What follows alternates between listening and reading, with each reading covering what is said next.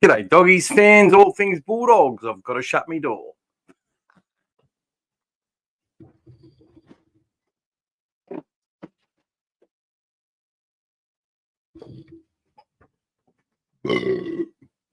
Pardon me, everyone. Welcome. Hope to see you all. And Sayed's here already. This is literally my third live for the day. So if you've already seen a lot of me, you're probably not here.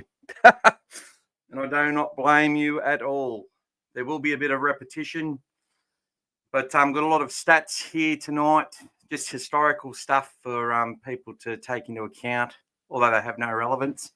But Dee's done a massive job to get some of those together, some really nice ones. We'll look at the team lists, obviously. We'll talk about what's on everyone's lips. I'll answer your questions the best I can. G'day, Gaston. How are you, legend? We'll wait for a few of us to get on. I know the kennel's on at the moment. I was on there before. There's 50 people, which is fantastic. And we will hopefully get our main crew here to chat. G'day, JD. Great to see you, mate. And I'm looking forward to having you on again one day. As with you, Gasson. Are you just watching on the Dragons podcast? Oh, excellent. Oh, long time no see, David. I've been everywhere today. Just becoming part of the family, hopefully. G'day, Amir. So Tilly Tupanua looking fitter and stronger than ever. Were you at the training today, Amir? Let us know if you were. If anyone was there. We had people saying that Lockie was running shapes and, so they assumed he was playing halfback. Obviously, it was exactly what the club wanted you to see, and that's what's come through on the team lists, which is fantastic. Sometimes they do pull a Swifty in those occasions and keep people guessing, but mainly for the opposition and the media. But old fella Dave, you're looking forward to it. Me too, mate. Gravats, hey mate, did you stop uploading to Apple Podcasts? Yeah, sorry if I did that, mate. I had a sort of one that was putting them everywhere, but I had an issue and then I couldn't get back in, and it just would become frustrating for me doing it. And I'm sorry about that, but you can listen to the YouTube as a podcast. I'm pretty sure you can as an audio type thing, but so you don't have to use as much bandwidth, because I know people like to do that. But I'll see what I can do for that in the future, mate. I just put one again on Spotify, which I hadn't done for a long time. So welcome to you. Yeah, his passing is crisp, and he does look the part. And he's fast, and he gets to both sides of the ruck without any problem at all. All I'm worried about, or concerned, or not concerned, one of my main focuses is how they connect on that edge. Playing on the left, well, he'll be playing on the right now, so that is a big deal. But he'll have Critter there with him, which is a good thing, and that'll be something that they'll need to combine. Presto and obviously Carraz. You're not going to get. You've got three of basically Origin players on that edge with him. So if he can't make it work with them, he's not going to make it work with anyone. But look, that's been the target of most attacks for us this year. And that seems to be, where we've struggled the most or been exposed. But it doesn't mean it's bad defence. They just haven't connected as well as that Kikau Burton edge. And as I said, Viliami Kikau, it was the same thing as David Cement Gillespie. He would have made double the amount of tackles he made in games, but people didn't want to run at him. So they ran the other way. And Kikau's a little bit the same. He's just not a player that oppositions want to target, which is why we struggled with Manly a bit, because Olakau'atu has won that battle the last few times. But speaking about battles on an edges, Jaden Sewer, who's in really good form at the moment, hasn't beaten Viliami Kikau in a game yet, and we'll see how that goes again. That'll be another important tussle we'll have to win. Timmy, welcome, mate. My brother from another mother, Mr. Michael Jeff. Good to see you as well. And I just read you guys. You told Brian Dibb that I'm not sorry. Let's see if he comes on. He's only got positive things to say. Not. Also, your thoughts on Sully and Sloan up against Jethro and Anari should be interesting. Yeah, well, I got to talk a little bit about this. We could be exposed there, but it's going to come down to how we control their middle. Their middle's big, and we're going to talk about that as well because it is still that small ball game versus the big man game. St. George have picked a side, and even the extended bench, it doesn't look that small to me. They look like they've got a team that's going to play Shane Flanagan type of football from 2016. Look, they can enforce their will and get on top. They can go all right, you know. But these sort of sides have not beaten the Bulldogs. The team we've had the most difficulty with dealing with has been the Broncos, who, even though they had a much more mobile pack without the Origin players, they still dominated through the middle the whole game. You know, we struggled to reduce their meters as much as we could. We did, but eventually it got harder and harder, especially when we gave up the ball.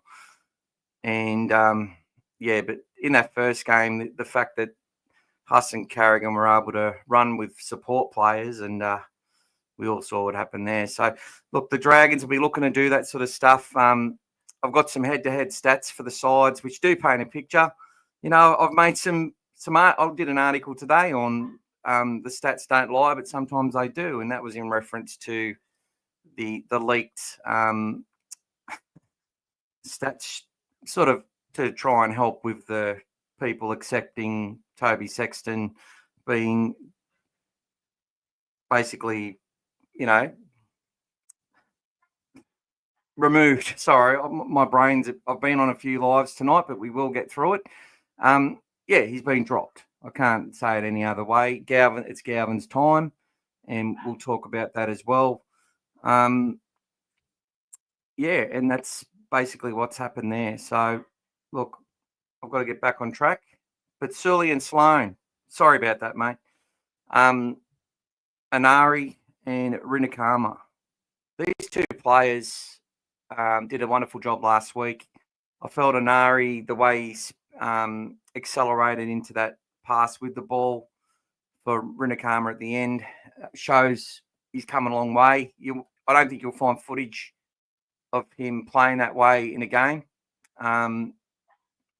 You may, but, you know, watching Critter score tries in Origin and for the Blues, that pass he gave to Karaz, you know, I spoke about that earlier today as well. Look, these sort of things are all inherent of players learning from each other and becoming better players, better people, all that sort of stuff, and having the right mix of skill and influence within your club through your leaders. Not looking at how old they are, because Critter's only young.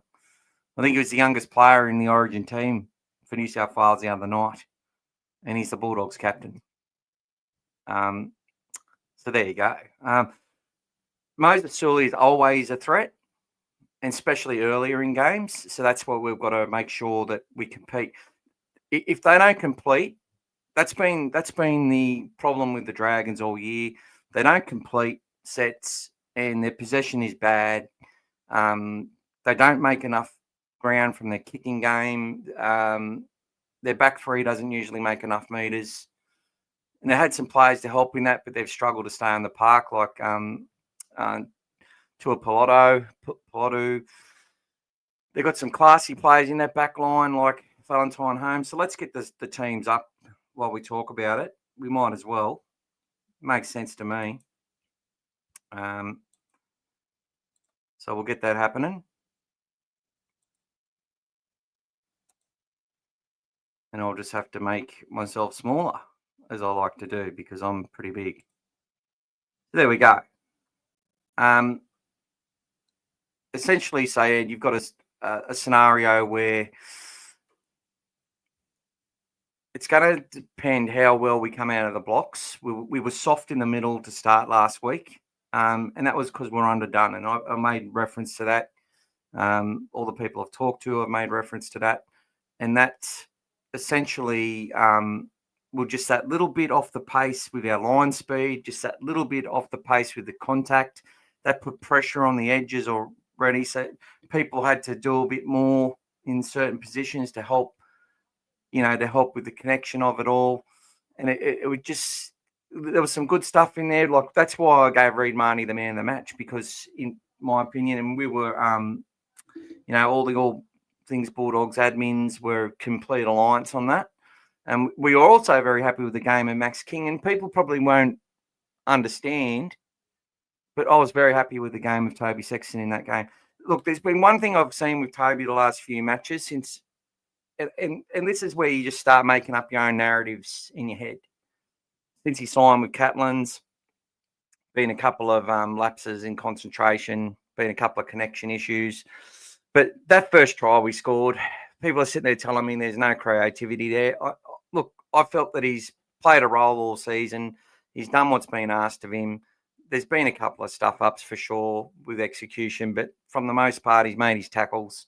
He's got us into the positions on the field we need to be, and he hasn't been the dominant playmaker in a lot of the matches, because that's Birdo. Other people have the call, and he's more of a, so he's not that dominant halfback, and maybe that's what they want.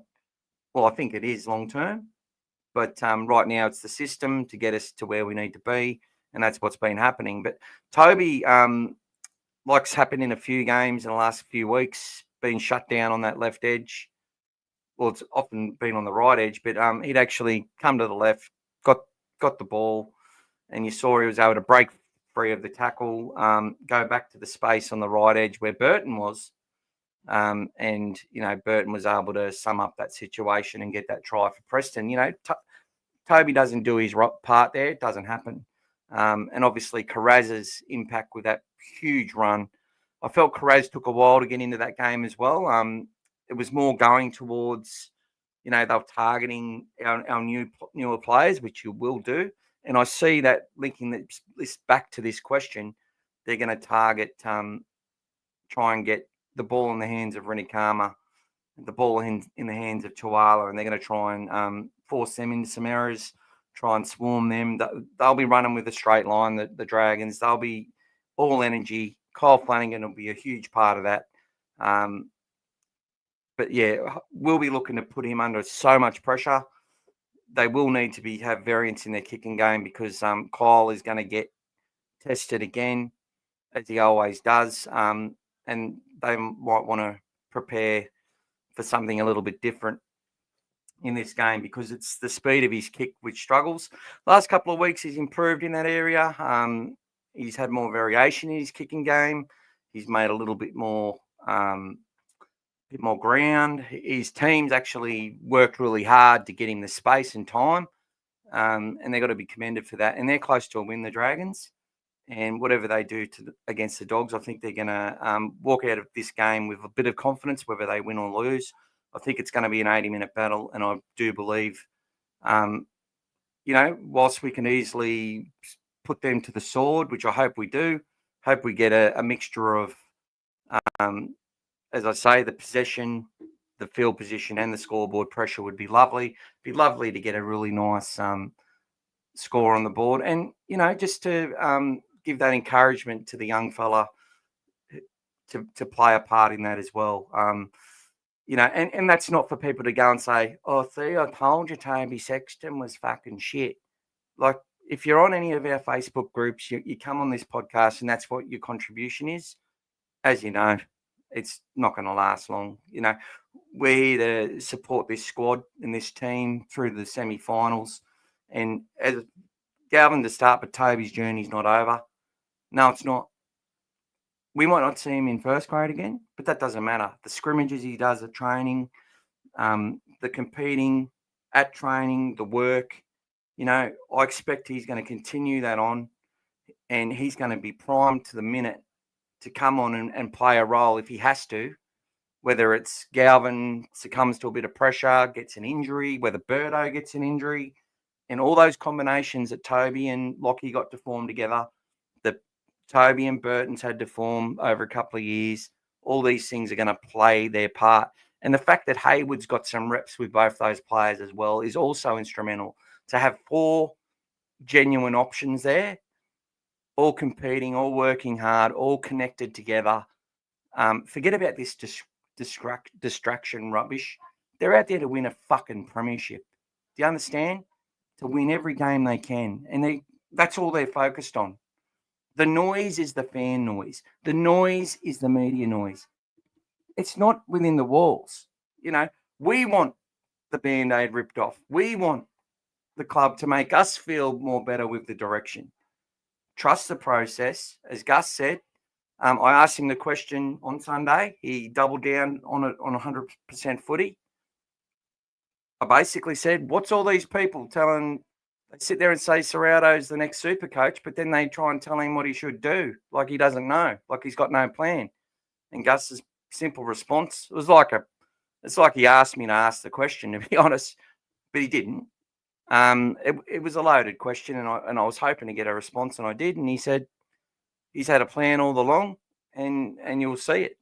And he said the exact same thing on 100% footy last night, which was fantastic. Now today I was in two minds whether they'd make the change or not. My prediction was that Galvin would, probably play a few games off the bench. Maybe they'll rest Bailey Hayward, bring Galvin into the squad that way. There was all these different scenarios, but they've made the call to go with Galvin now. And I believe that's because they've decided, or they knew, that once this origin period was over and we get all these players back, we can start to really make that push towards the finals and, have this team humming by the time we get there. And everybody that's in the squad but not getting the minutes or whoever they are, they're going to be finally highly engaged to be a part of it. Curtis Moran doesn't want to leave the club he loves and idolises without us winning a premiership, and him being such an important part of that over the last 2 years. That's what they're focused on. Whether they can achieve it or not is another thing, but be rest assured they're going to be giving it a crack for us, and it starts this week against the Dragons. So Moses Sully and Tyrell Sloan, definite threats to us. If we overplay our hand, things spill out the side, our guys sort of feel the pressure. Tyrell Sloan's going to make you pay with his speed. And Moses Sully, if we're giving away possession, if we're playing recklessly at any point, especially early, he's a player that can really put Anari and those players under pressure. But look, he's also got to get over Viliami Kikau. So we'll see what happens. I think Sue will be looking to pass a few balls after he runs and trying to get a bit. And I think they'll be looking to, as a lot of teams do, to try and draw, to play through that middle and dentist through the middle to try and draw Viliami Kikau in and then take a shot at us then. And they might have something up their sleeve and get extra numbers there or something like that. But we will see. G'day, Lucas. How you going, buddy? What time are the training sessions on Tuesday? I'd love to go. I'm not sure, mate. I think it was a members session today, brother. And you had to be a certain level of member, a way that they can sort of give members something extra. So I think that's what that was today. And plus this week in the double header, kids up to 17 years old, if you got membership, they get in for free, which is fantastic. You thought Rennie Karma had a great debut. He certainly did. Been talking him up for a long time. He was supposed to come in. And look, this is where we also get to, I've done my stuff with the media and whatever and talking about the reshuffles of our back line. Montoya out for 6 weeks. Should have been having surgery weeks ago, but stuck around for the origin period because they felt that was the best option and the best connection for the team. Cherry, groin injury. I didn't know what type of injury it was, and I think it's been a problem for a little while. Maybe it flared up really bad last week. He shouldn't have played. We'll see how long he's out for. It probably doesn't. It's probably not an injury which has to get surgery or anything right now. But groins are, if you've ever had a groin injury, you know what I'm talking about. So the fact that they've gone on the right-hand side is because they're good enough footballers to be able to do that. They've had experience doing it before, but that was to prepare the inclusion of Jeffrey Rinakama, who would have played earlier. I predicted he was coming into the side a few weeks ago. He'd actually, broke his hand at training, got a small fracture in it, so that sort of put that on ice, literally. And Ari Tuala coming back. So the plan was to bring those two in, and they just, So Montoya had to stick around because both couldn't play, and so did obviously Bronson Cherry. So they've got to form that combination. It's still raw. It's still going to need work. They pulled off some big plays between the both of them. Did a good job. They conceded one, but really good performance by the guys. And I think the Dragons are going to throw some attack at them, but having Viliami Kikau out there and Matt Burton is going to help them a lot. And that's how we look at it, But we'll see how well they're able to bring Matt Burton and Viliami Kikau down with those guys. No, that's all good, mate. I'll stick with YouTube. Cheers. G'day, Scary again. Long time no see. Timmy, if any late changes, thinks Tilly will come into the side. Well, I'll talk about that.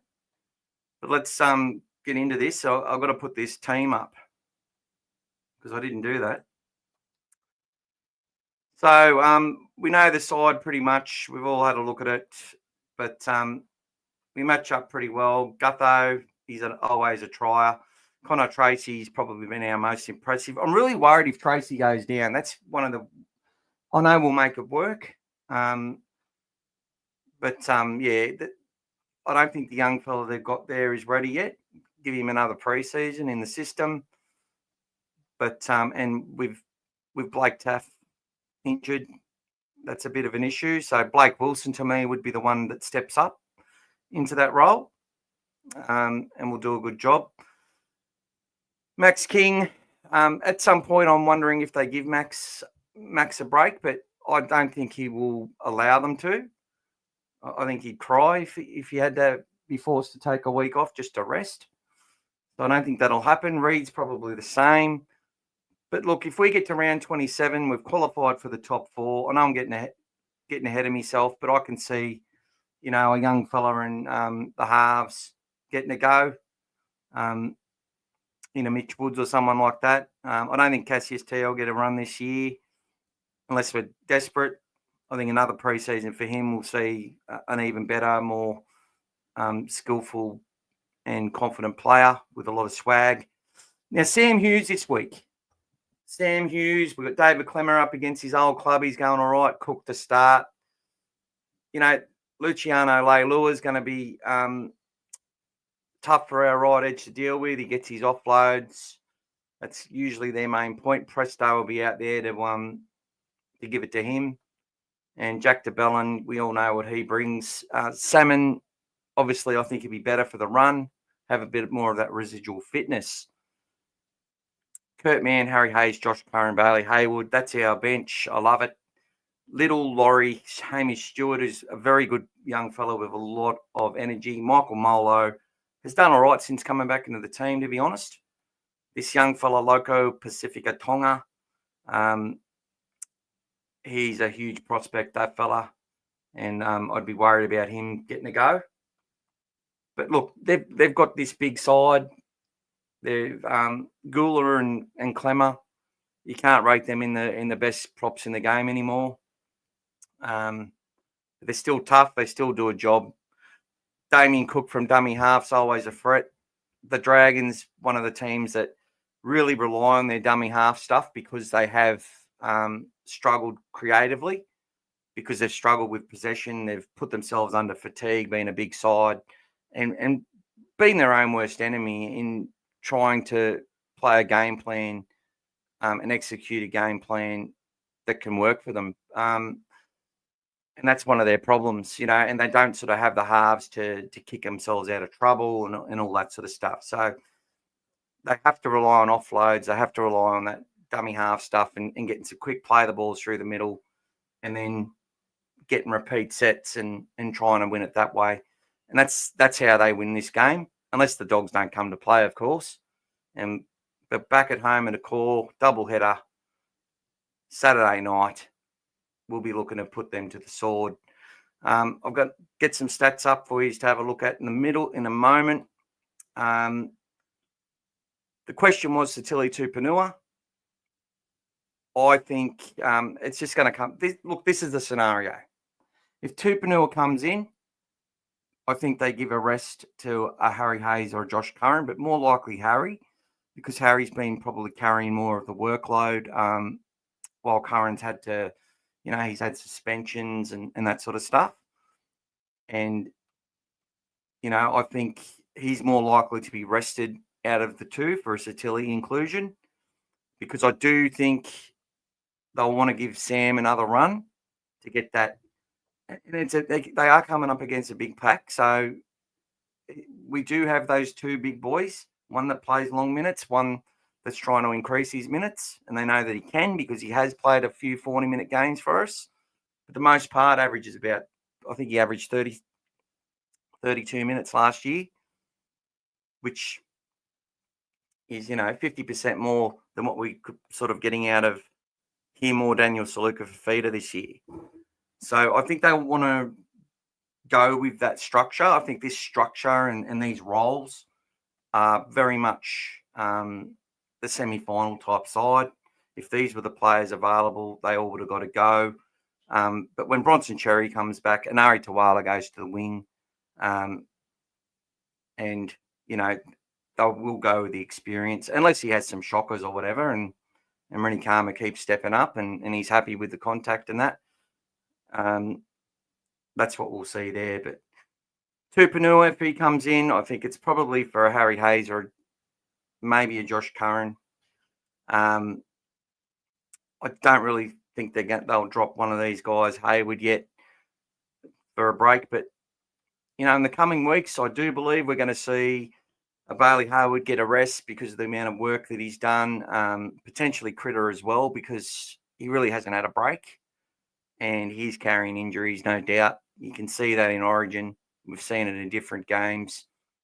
I don't think they can afford to rest Connor, but maybe in a final round if we have achieved our goal, and that is to make the top four. Well, in my opinion, what the goal is. I can't attest to know what their opinion is. But it'd be pretty safe to assume that would have been the goal all season, to get there, win a couple of finals, and make a grand final. Kurt Mann makes a huge difference, and he's going to be a big help to young Lockie Galvin. So hopefully they connect well. Obviously, Tracy's going to play a big role. I've felt that Tracy and Reid have developed a pretty good partnership lately through the middle, and we're seeing more of that from Connor asking questions through the middle of the field, which is fantastic. And I really want to see that when we do open things up, that Connor is really coming through that middle part as an option, and to continually ask those questions. Can't really see anyone else getting a crack at this point. I think all these players are fit and ready to go. And this will be, and it's a good side. I'm very happy with the balance of that side. If Tupanua is not right, he maybe just waits another week. The next week they decide if if they keep Sam in the team or give a rest to Harry or Harry Hayes, for example. And then it's just play it by ear, rotate them through, make sure that they're prime, fit, ready to go, keep them ticking over, utilise the New South Wales Cup to get big minutes into those big boys so they're ready to go. And I see Toby Sexton going down and giving a really strong hand to a young Mitch Woods in New South Wales Cup, and also see him playing his part on the extended bench, and maybe coming in on the bench as that Bailey Hayward type player, where they can always move Marnie to that small lock position because he engages line well. He knows what the role is. He does it all the time, if need be. And Toby can come in and do that as well off the bench, or they bring in a Jake Turpin potentially. So there's so much that they can do, and I think they will take the opportunities to do it. Obviously, banking 2 points when we're supposed to and playing our Bulldogs ball is going to make sure we do that. Winning by 6 points, 1 point, 10 points, I don't care. It hasn't come easy all year. I don't blame Toby for that. I think there's been definite times that Toby Sexton has played a real big part in where we are on the field, how we've maintained possession, how we've maintained pressure, and then been involved on both sides of the field for us to, get up some leads against sides. That's some bad luck in games. People getting injured or sin binned, which has brought other teams back in. Nothing's been easy, but we've just gone at it all year, which is really good. I hope so. To me, it can be hard to deal with. Yeah, look, Satili Tupanua, see, aggression. He'll be looking to come out. He had a great game against the Dragons to start the season. Comes on, scores a try. Kurt Mann, beautiful pass. I think he scores 2. Toby gets him a nice pass.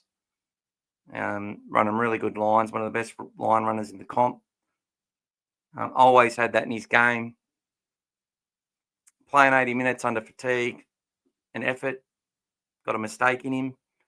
But in this sort of role, I really like him. And look, I hope he gets a go, and I hope they do give one of the young fellas a rest. But in doing that, you see, that's where the balance comes in. You take Harry out. If Harry or Curran are still fine to produce, you're bringing in someone who's a bit underdone, you know what I mean? It does sort of put more pressure on Hughes to make sure he plays minutes. So, bringing in Satili, they might drop Hughes. Like that could be the way they go, and then start Hayes or Curran to start the game, and that's another option that they've got. And I'm not sure which one they're going to take, but they're the options that are presented for you, and you'll find that's what will happen if there is any changes. We need to learn that, as I said against the Broncos, Burton probably would play centre. I thought Rennie Karma would play the wing. I knew Wilson would probably come out. Turned out Tawala played. Rennie Karma's hand wasn't right. And Cherry probably would have pulled out of that game, and Montoya if they could have afforded it, but they couldn't. So also said Turpin would play, and he did a fantastic job. So this is the thing. I think he's understand it. Team Tuesday, it's very rare it makes it to game day. You know what I mean? I've got a feeling it might this week, but the other options there are on the table for you to consider. I don't think they're bringing in Blake Wilson or anyone like that this week. But, look, I don't feel for anyone. I understand the fans of Blake Wilson, and I understand people feel sorry for Toby and that sort of stuff. Their seasons aren't over, and their journey will continue, whether it's in blue or white or not. And They've all got a role to play, and they'd love nothing more than to be called upon and to contribute to the Bulldogs' success. So, I feel for young kids everywhere, but that get promised this and a bit of bad luck and things don't get delivered. And, hearing Gus Gould, or he put a tweet out yesterday that it wasn't a good day yesterday, which you don't hear that from Gus ever. And maybe someone got told, that maybe there was people getting told their future at Canterbury's over. Could be something personal. Could have lost one of his horses that he loved or something like that. Could be a family member. It doesn't matter. But just sort of raised in me the thought that this is the time of year where there's people, their dreams are over, you know what I mean? And distractions are at every club, every year, all the time. So just another dig at that. Do you think the club are just resting Sexton this week for the end of season games? No. I think they've made their choice on who, well, not choice, but they've implemented this part of the plan, and I could be wrong. I think he'll have time, and I think they're really confident in what he's going to do. It's about the mindset of the team, though, that has been the issue. But in a really tough period of origin where we've, as I said, unexpected extra players there, people playing there the first time and having to manage that, injuries, new guy coming into the team, all that sort of stuff. It's been hard. But I think I think it's overstated that how bad our attack is. I think that was just part of the sell, knowing that they were implementing the plan now.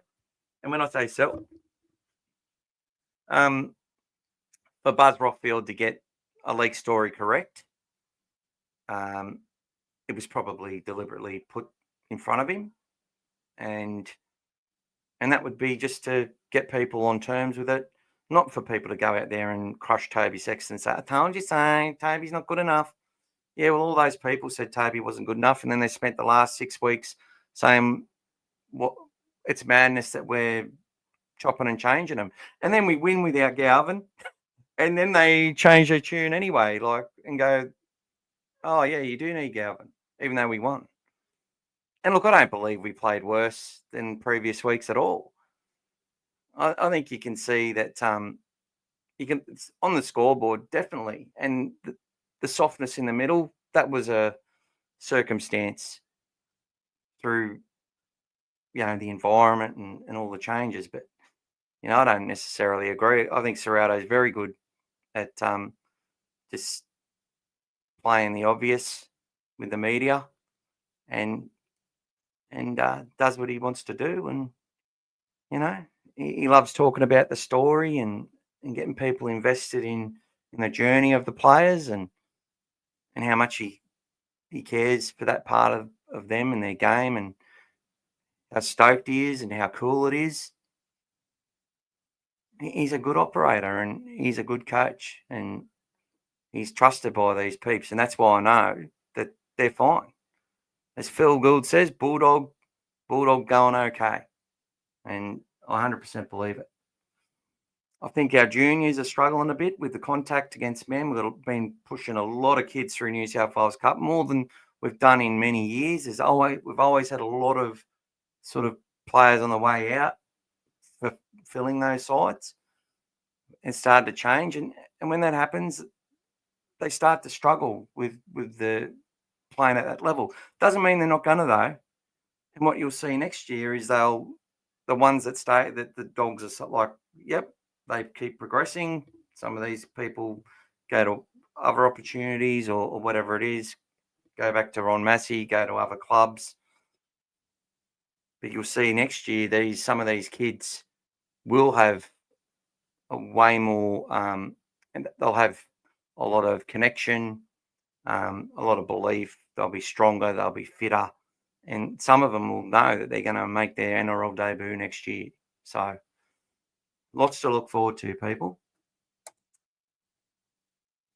But do I think Sexton is for a week? I think Sexton is going to be part of our squad. All the stuff he's got to do with at training, competing with Galvin at training, going up against him in scrimmages, making sure Galvin has the best preparation and Toby has the best preparation to do what they got to do for the club. It's like people shit on Drew Hutchison. I know I've talked about it a lot of times. I know he's injured at the moment, but he's still having an influence out there, right? These people that are in our club, especially the leaders and the ones that have been in this first grade squad, have played NRL for lots of years and are still there. They're all trying to shape this club and help it on its way, and it all goes on their resume. They on their references from the club on their way out the door, and our club will be trying to help the players leaving get the best sort of result they can on the way out. Old fella Dave, this game worries me. The Dragons aren't losing games by much. They're playing okay at times, and they're due for a big game. We've been patchy and unsettled. If we give them a sniff, they could be dangerous. I think you summed it up in one there, old fella Dave, and a very, very good point. They are due for a win. There's probably 4 or 5 games where I felt they were the better team against some of the sides down the bottom of the ladder that they've lost. I couldn't believe they lost to Souths earlier in the year. And they got a sniff against us a couple of times. Took advantage of us when, Critter out of the line and all that sort of stuff. Had our backs turned on little runs the length of the field. But statistically, they struggle, and they struggle in a lot of the areas the Bulldogs were struggling in, going back to like 2023 and that sort of thing. Just got probably a much better roster than we had back then across the board. And they do. They should be doing better than they are. And I think if they play small ball, for example, if they put Damien Cook to 14, Jacob Little to 13, Jack DeBellin to start, get rid of one of these guys, probably get rid of Gula. And have Kyle Flanagan go from 7 to 9 to start, and then whack in, I reckon a Lachlan Ilias, who's very trustworthy defensively, asks a few more questions, makes a few more mistakes, and I think pressure's had a lot to do with that. I think you have a team that can kick the ball further down the field, has a better short kicking game, a less predictable game, will ask more questions with the ball. Not enough questions, but we'll ask more, and they'll have that mobility to get their line speed going and to get numbers in tackles and replicate what the Bulldogs are doing, which is what the Dolphins have done, what the Rabbits have tried to do. Don't have enough troops to do it. Don't have the fitness. Lacking lots of stuff they need in order to get to that level. But the style is there. They're playing a style because this is the style which is proving to be the right style at the moment. And I'm seeing it everywhere. But if you've got that really good spine and that really good connection, and you've got big men that can play long minutes, you're going to be superior.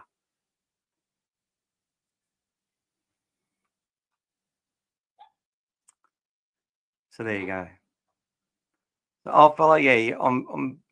If we go out there and look, the fans expect we're going to have a big win, and that was the rationale for people putting Lockie in against. Just put Lockie in against the Dragons. Couple of good mates saying that, because in their mind, halves aren't that good or experienced for the Dragons. They're not going that well. And this is a good time for Lockie to get some combos with Birdo. Now, I think this is the way they're going to go. I could be wrong. Could just be doing exactly what my mates were saying.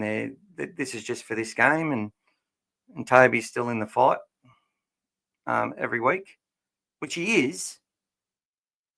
But I think this is the direction they're going, right? And it was always going to be the call this week because we get all of our players back, which we've got pretty much. A couple that have been carrying us while they've been injured get to have their rest, get to have their surgery, all that sort of stuff. The next wave's coming through, and we take it bit by bit. So for me, it's an 80-minute performance. Learn from the previous 3 weeks that we just keep backing ourselves to get the job done. Probably want to create a few more opportunities. Whether we execute them or not, it's another thing. But if the opportunities are there and the questions are asked, and the Dragons have had to do remarkably well with their scramble and whatever else, which is what I expect them to do. What we're going to see is a tough game, and a game where the scoreboard might not be as good as we want it to be, but hopefully in our favour. But I'd love nothing more for us just to have a nice big win, some players to get some residual fitness, and for us to go into our next game and be even better than we were against the Dragons. Okay? I agree with you, Dave, but if we can get out to an early lead and apply scoreboard pressure, we should win this. The Dragons will be desperate. Well, I just don't think they're going to go away, Timmy. That's what I'm saying. And if we go out there, get some scoreboard pressure, and then do what we've been doing with Galvin in the team, expecting we're going to run roughshod, it may not happen. And that's when we saw possession being given up. If we play to our strengths, which is the team that has the highest possession in the comp, 53%, the team that completes, we don't complete that well, but we complete better than the Dragons. But we complete at a rate which most grand finalists have completed at. Anywhere between 78 and 80% is acceptable. And that's usually what the grand finalists, 78, 79, they complete at that, but have really strong possession. And you look at the team like the Roosters, possession ridiculously low, 48, 49% a lot of the time. Completions low. Coached to play football. They do a lot of stuff right. But, yeah, they just haven't been able to maintain possession or get their completions. They do that with the rosters they got. They're playing top 4 every year and competing for grand finals, but they haven't done it. Give credit to other sides they play that play 80 minutes and maybe force them into errors and whatever else, but it seems to be a very common denominator. Moving on, Andrew G will be the referee for this match. And we will move. Who's on? Dave Munro, John Stone, and Grant Atkins in the bunker. Interesting. Team stats. The current team stats. Here we go. Dogs have won 30 of 47. We've won the last 4 in a row. I think there's a big stat there, and I'm going to get them stats up for you guys now to have a look at.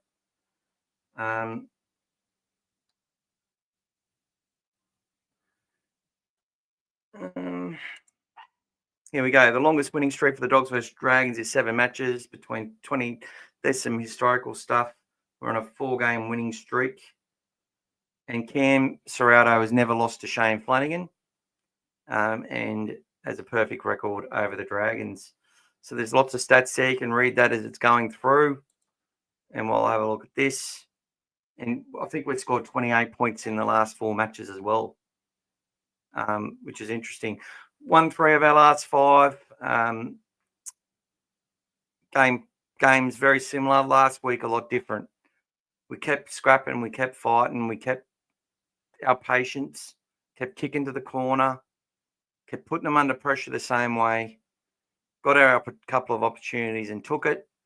Didn't really go on with it on the scoreboard, but played our style and the energy of the bench that come through enabled us to be able to sort of make it that the Cowboys really had to throw caution to the wind, but take into account to 50-50 call, like it was a 50-50 call on Williami Kikau knocking the ball out.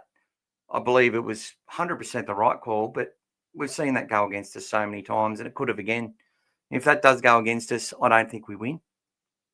And it would have been a loss that I sort of would have been expecting. But at the same time, I would have been much happier with that than the previous 2 weeks where we went away from what our strengths are and essentially just believe we're going to run away with it and didn't, and got our pants pulled down. And in that game, we just kept going. We just kept going, kept turning up, and I was so impressed with the performance. Plus, seeing a junior come in and do so well just is absolutely phenomenal.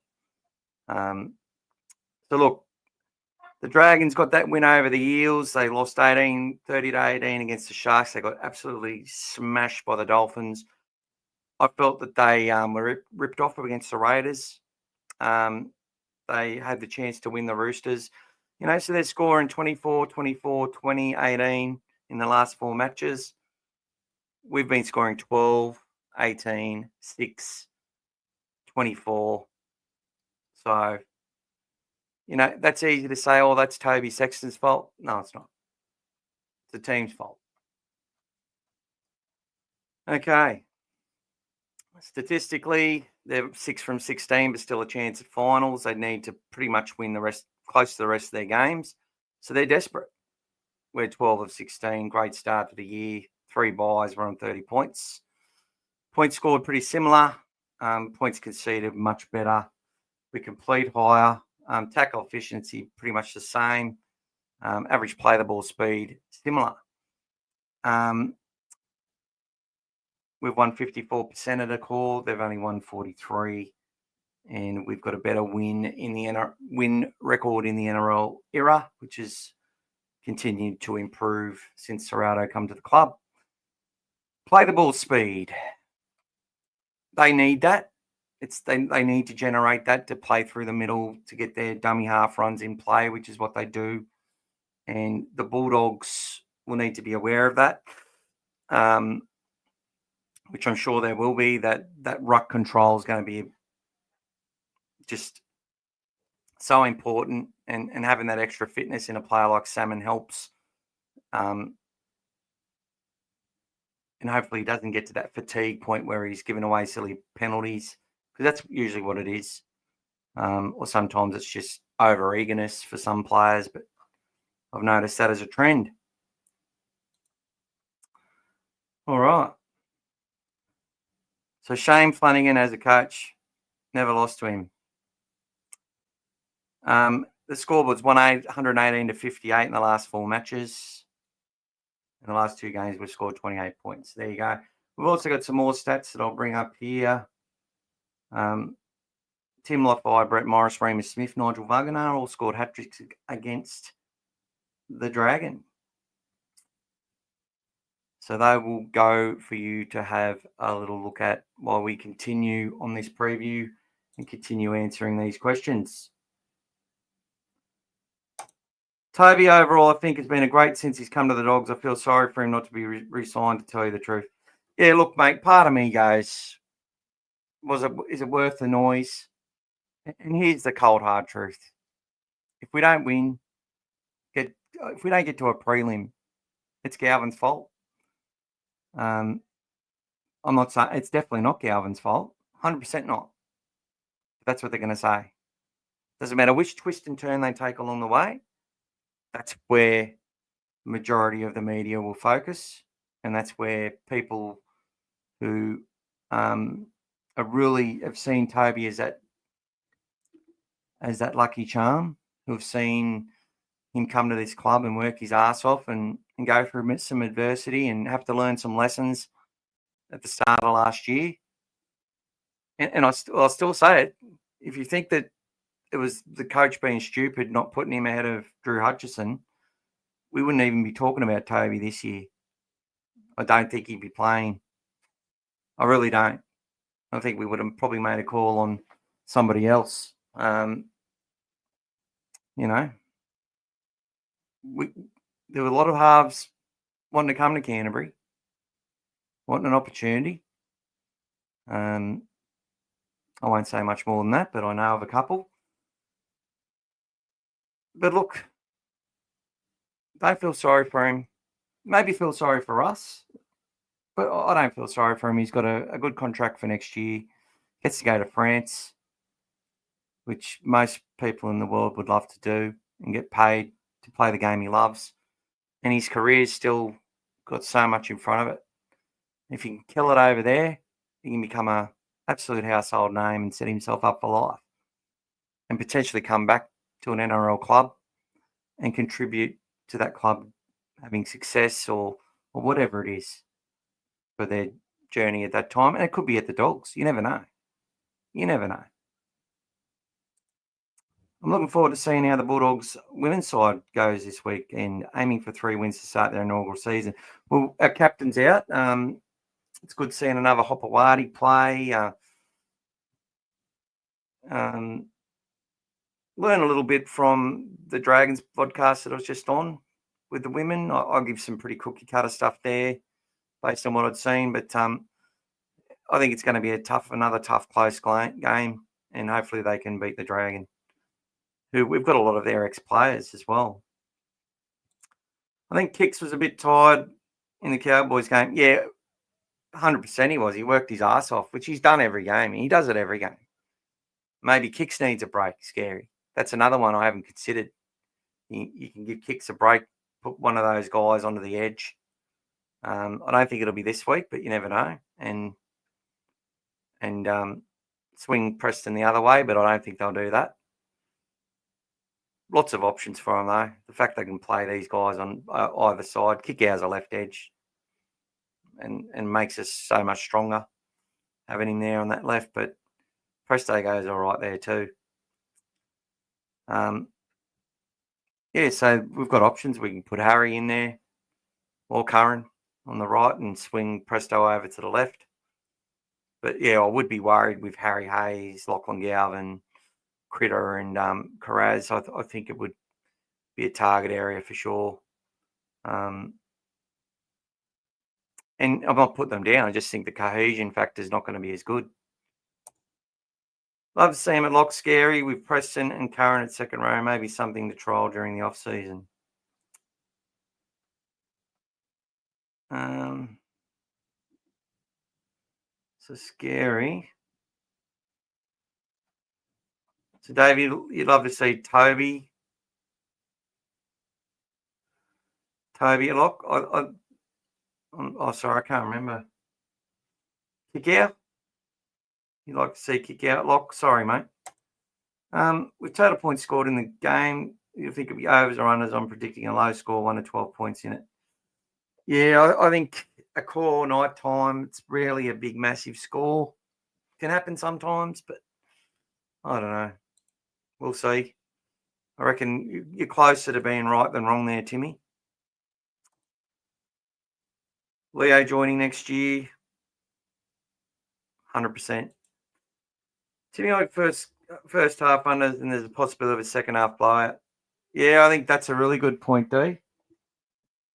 We get out there, we grind, we go hard, we set the game up, we be patient. Well, hopefully, I think that's what both sides. I think that's how both sides probably win it, to be honest. And the side that can get some scoreboard pressure while they're asserting possession dominance and field position will run away with it at the end. As long as either team's mindset change doesn't happen where they think they've got that game won. Because if that happens, look, I just love to see them have some real fun and have a real celebration at home again against our arch rivals. But I just think just at this stage of the season and what we're doing now, we've just got to go out there and win any way possible, knowing that they're going to be potentially playing one of their best games. If they don't, on to next week. But look, the better teams play against us is probably a good thing, right? Think of it that way. The harder it is to win because of what the other team's doing, making it harder for us to do what we want to do, that only makes us better at what we've got to do. And if we collapse under pressure or start doing uncharacteristic things like we've been doing, It's pretty easy to look at what's got to happen there, So Leo will be a key player, I think. I think he will as well. Look, Leo takes us to that dimension where we've got that extra big body who can play long minutes. And that has a big impact on what we can do. And if we can sign, we'll still have Sam Hughes there. And, they'll all play a massive part in being able to do that. But to have King and Leo starting where they can literally both go 25 minutes if they have to, and if things are going the right way, and then come on again and play another 20 each, it really gives you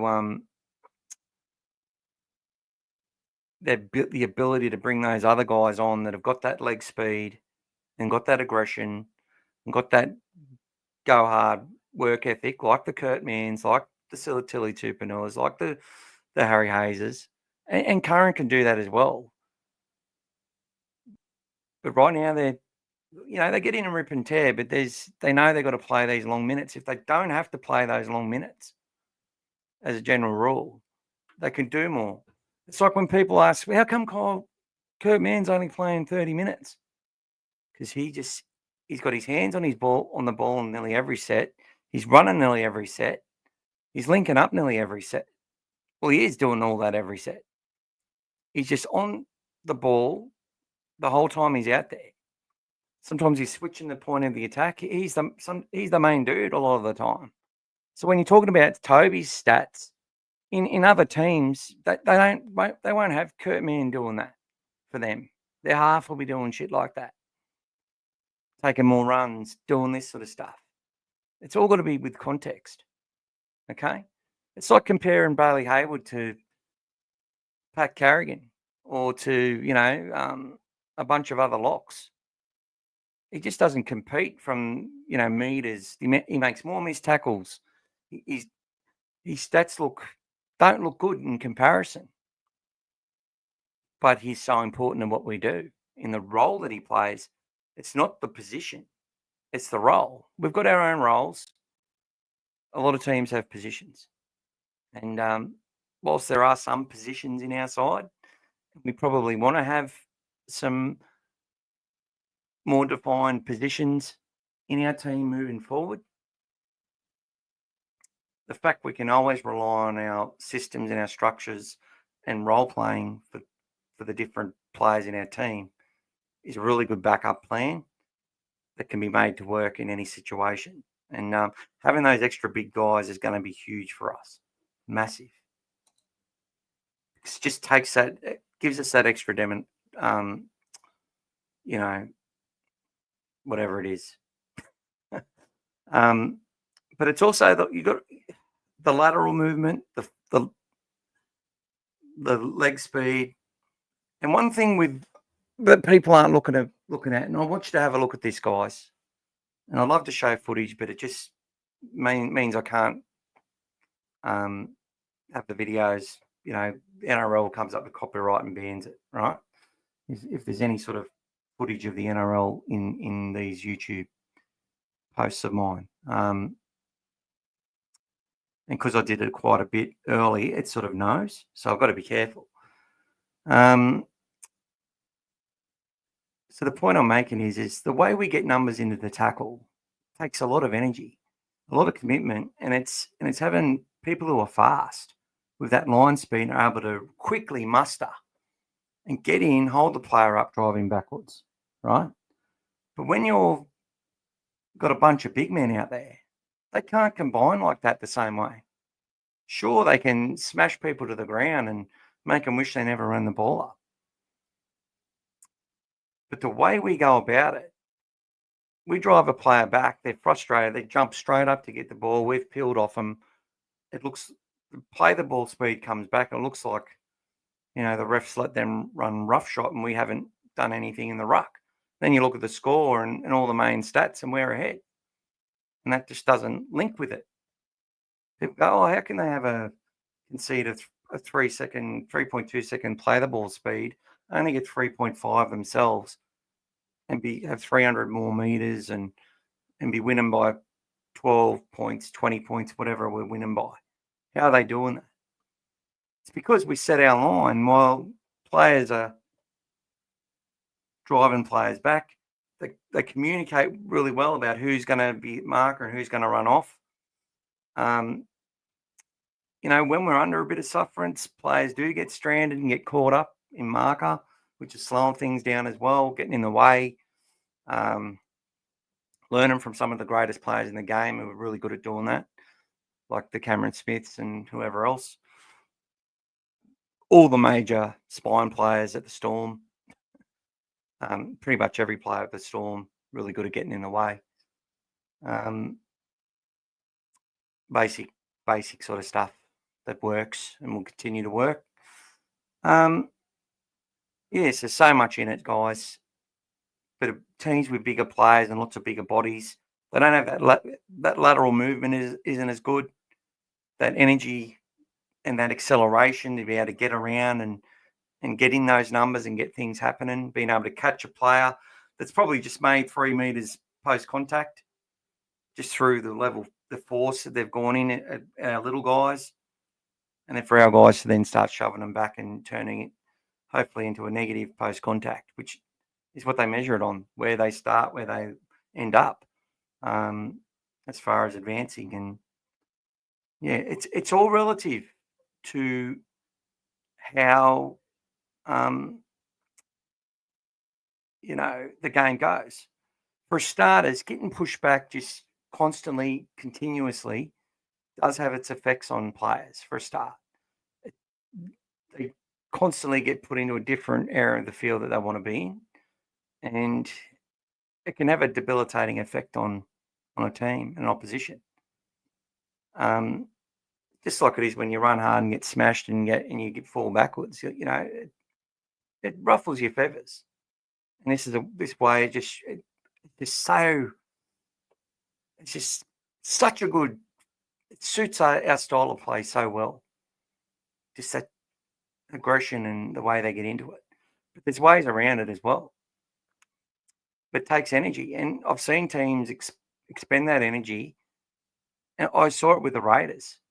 Put everything into getting that lead, and they controlled that destiny. We really had no answer. When we got some possession, I could see they were starting to puff out with the ball, though, by the time they got to about the 30th minute. We nearly got some points back on them. Second half, Toby Sexton cutting out shapes to get the ball to his leader. They weren't ready for it. Variation in play, change some tactics, showed that we can pull off miracles, we can make things happen, and we can turn momentum when we go about it the right way. But for teams, it's very hard for them to put everything into blowing us off the park and being able to hold on and maintain that. It is. Looking forward to seeing Burton and Galvin come. I think it looks very exciting. Well, I hope so. I think it will be a lot better than Galvin on the Burton in the centres, but that would eventually work.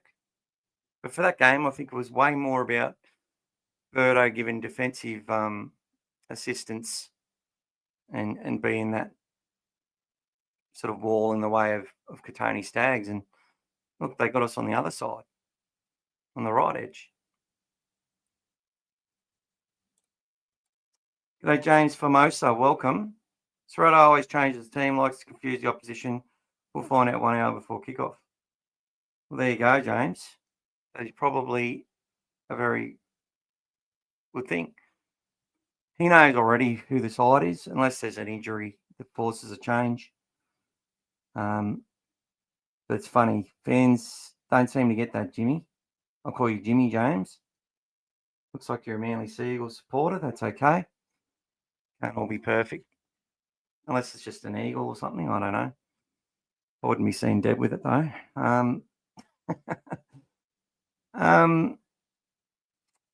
Yeah. Tuesday means nothing, but I know what the side. It's not going to change too much. And if it does, it will be one of those positions. They could rest a kick out. I don't think they're gonna. They're not resting Preston, I don't think, unless he's got an injury, which he doesn't. Anyway, we talked about that. LNG, the referee, sure is. G'day, Mr. It's me. Did they say Sexton hasn't got a line break or a try assist? What about the South game where it stormed and got postponed? Didn't he do both? Yeah, look, mate, that stats photograph, which they then transferred the data onto like a web page which presents it on a screen. You would not know if that was 100% correct. It didn't have to be. Played its part in preparing us for today. And I'm all on board with it. But what I'll say is that the stats would be very similar. If we were to go and look at some other, as I said, our leader and our best player in our team, Stephen Crichton, wouldn't sit.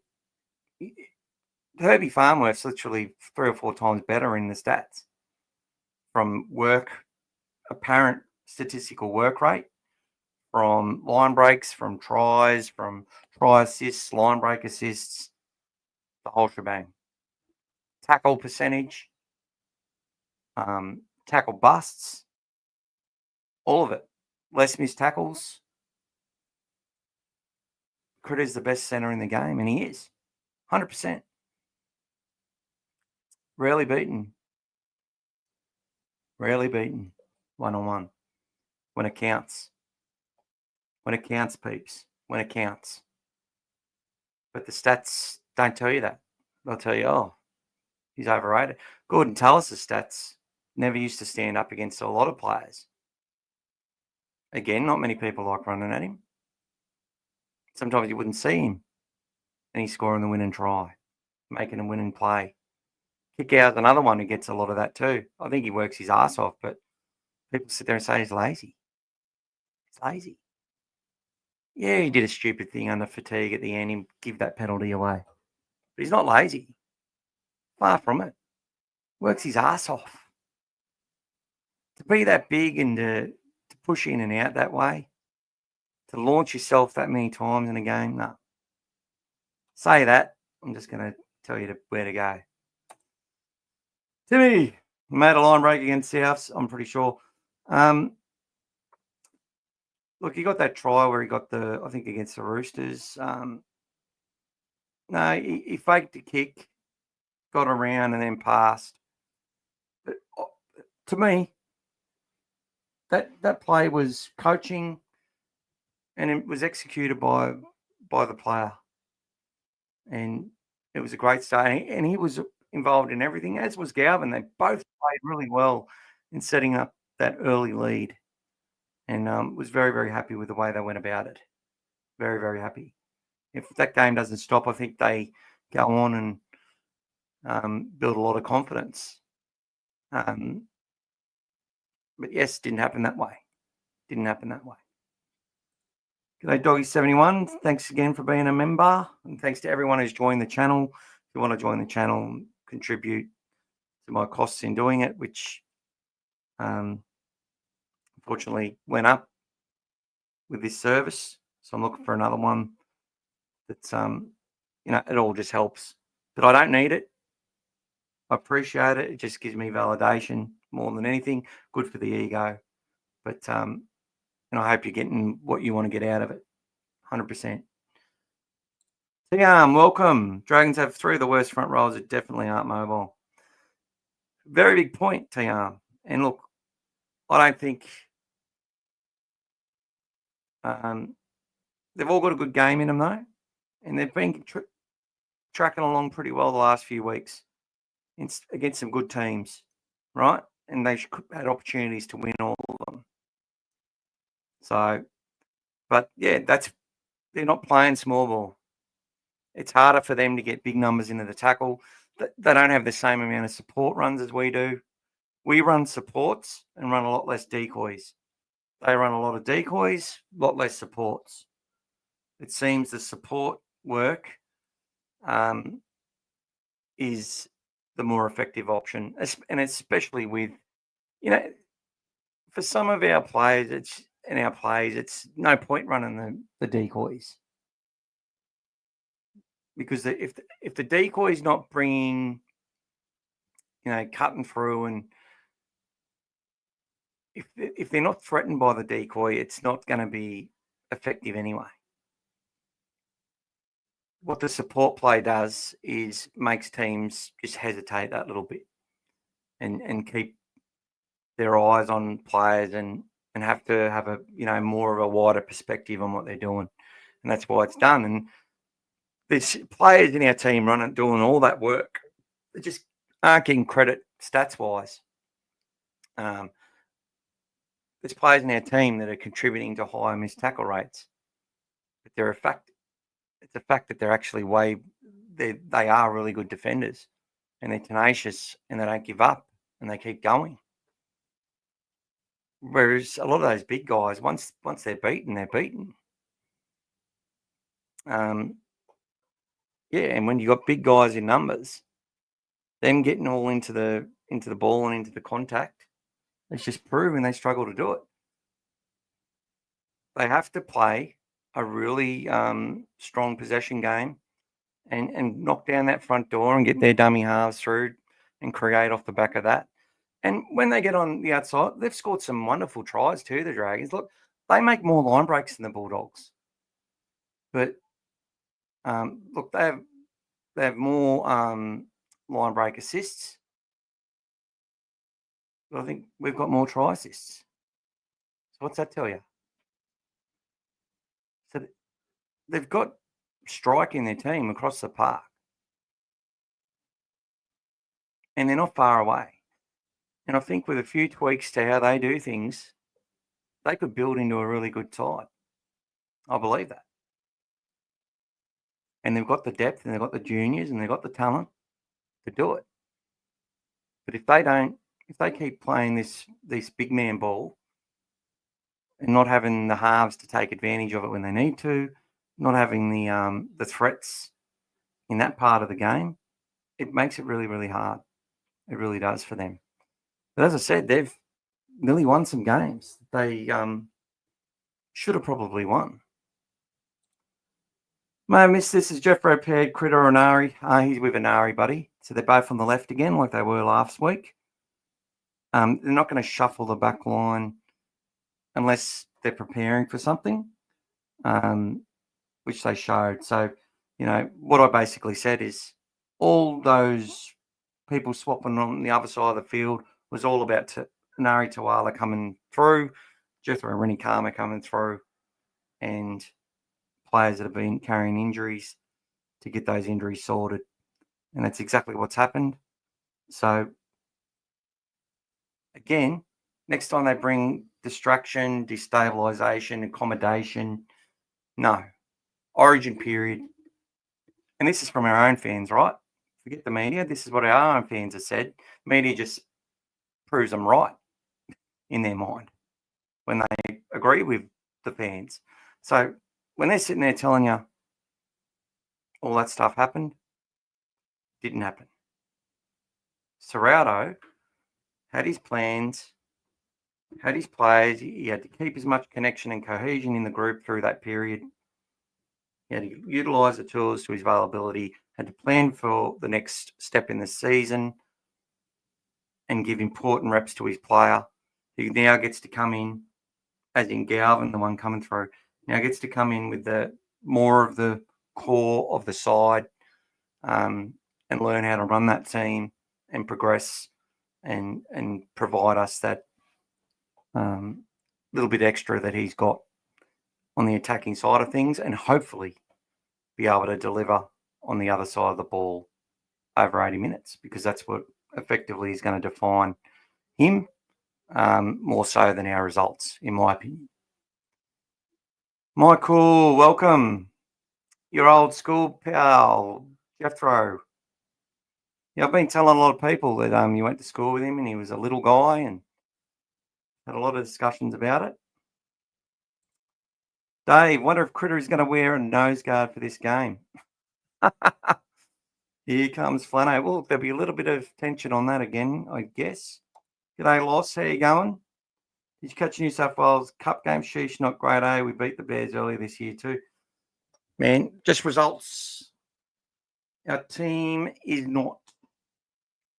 I talked about this, brother. Look, I'm not making excuses. We're playing a professional New South Wales Cup side full of professional. Some of them are professional park footballers. Some of them are talented pathway players to the Storm now, and others are hoping to get an opportunity in an NRL club at some point. You know, your likes of your Ofakiki Ogdens, your Tui Katoas, who are all Bulldogs. You know, they've had a bunch of wingers in there that have, you know, I remember Berkman was playing in the wing there. I think he came to the Dogs for a bit, or he was at the Roosters. You know, they were primed for that game. It was a really good crowd. They're excited about the Perth Bears coming. They want to win this comp really badly.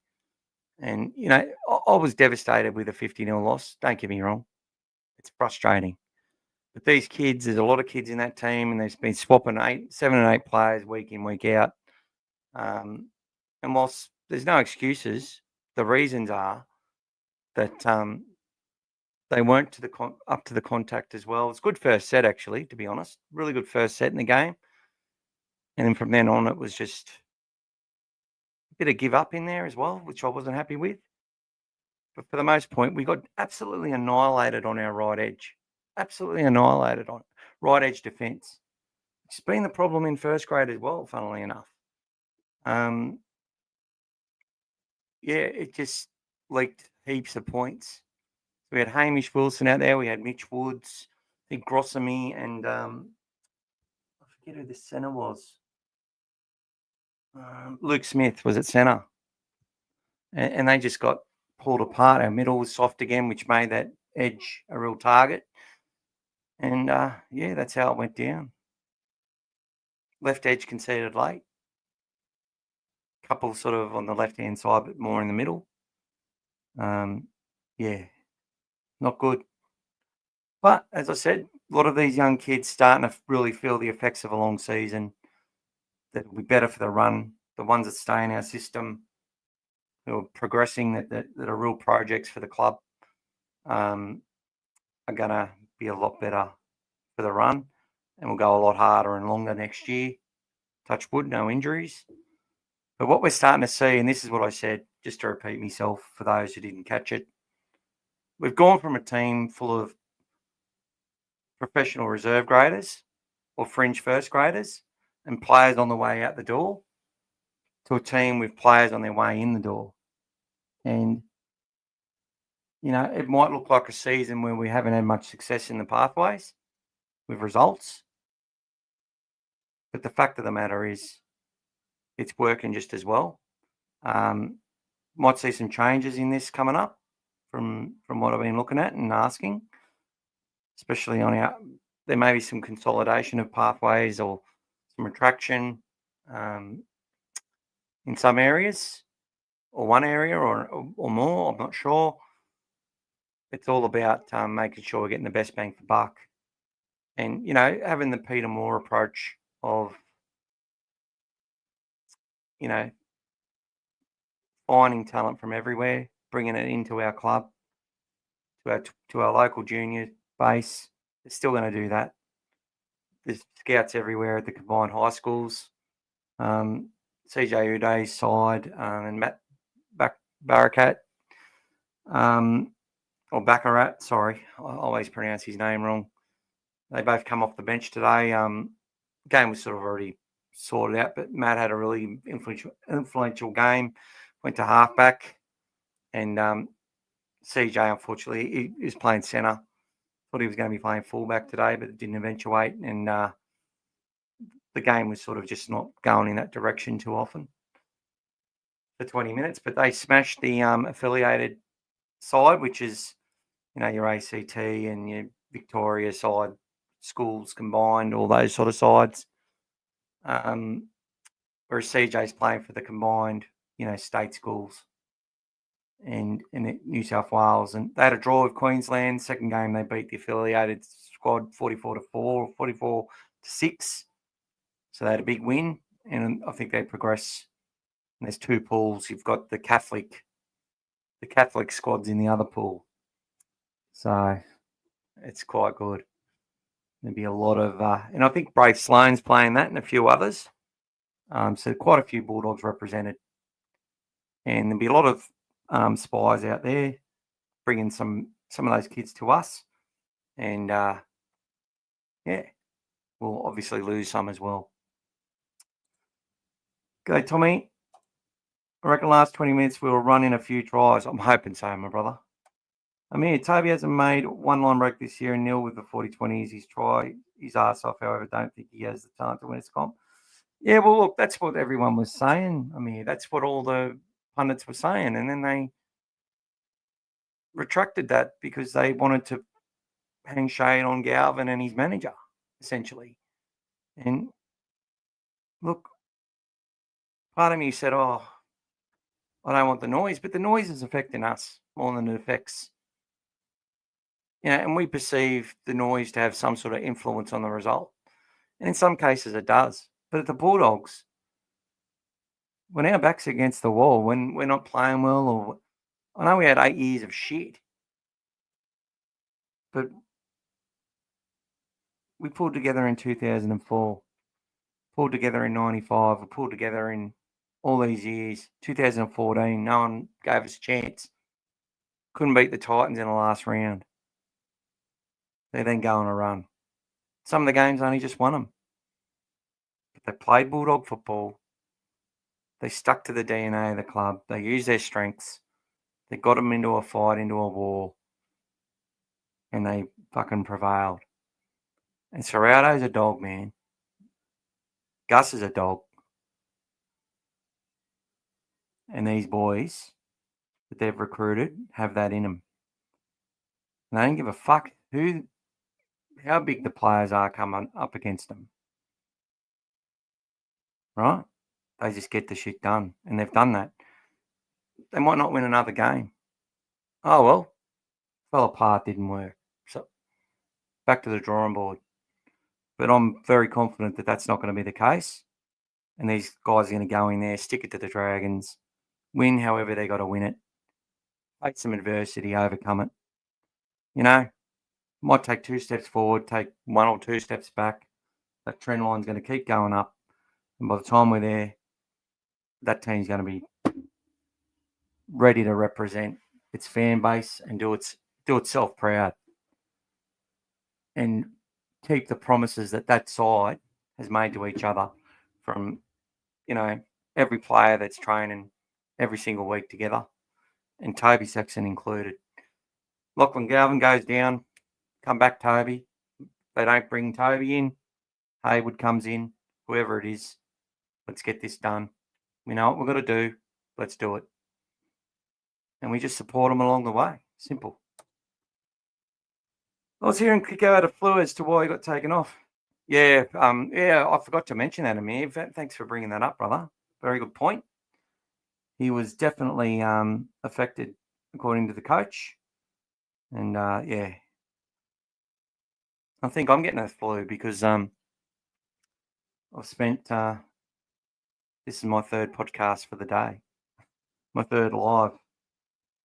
So there you go. Michael, when we played the Dragons last year, we were down 6-12 at halftime, then won 44-12. I doubt that will happen again, but it would be nice. Yeah, remember Jamin Salmon was very important in that match. I think you will remember that. But I think that was in the first time we played them. I think we played them twice last year, and it'll be twice this year as well. G'day, Chris. They need to sign players that are professionals and have experience in the finals. They shouldn't have let Reid leave. Well, I'm not going to tell them what they should and shouldn't do, my brother, but thanks for your contribution. Good to meet you. Chris, 1970. Sister's born in 70. Look, I totally get your point, but Reid wants to leave, And it's the same philosophy. If you don't want to be here, Gus is going to help you find another place. Simple. He wanted to take his opportunity now and sort out his future now. The Dogs don't want to pay $600,000 for a hooker, or definitely don't want to pay more. And he's getting more now. And his future's sorted for the time period it is. He deserves to get what he can get. He's earned it. He's done great for our club. I would have loved for him to stick on for next year. That's not what he wanted to do. And I know we talk a lot about Phil, like clubs let players go and have and it's all the club. We either let them go or we didn't let them go. There's very few players that stick around because they're forced to. And I look at Shane Flanagan forcing Ben Hunt to stay, which is the truth. How well did that help him? How well did that prepare him for this year? I think they've still come along, even though they're probably not even performing. They are performing better, but left him in the lurch sort of thing. Should have just let him go. Probably would have made everyone happier. But Reid, he's going to want to leave here with a legacy. He already has. One of my favourite players, deserves all the credit. Red line so he can get the job done. And, the only criticisms I've ever had is when he overplays his hand trying too hard. And it's frustrating. It's like, I'm going to get this 40-20 and bring us back into the game. It's the right time. I've got to pull the trigger. Doesn't quite go out. Turns him around. It goes well. Then tries to do it the next set. The next minute, then we're on our heels for fucking 4 sets, trying to win back field position. Seen it too often. But that's my only real criticism of him. And if that's all you're going to criticise someone for trying too hard with what they deliver for us, I think he's getting away a lot more praise than criticism from me. But it does leave us in a little bit of a lurch. I agree with that. If we could keep him, I would have kept him. Who are we going to keep? Well, people will jump all over me for saying Turpin, but somebody who's cheap, who can contribute the same sort of way in the middle. You go and watch the way that Marnie and Turpin worked in the middle together in that Broncos match. You know what I'm talking about. And the problem with Turpin is his body doesn't hold up.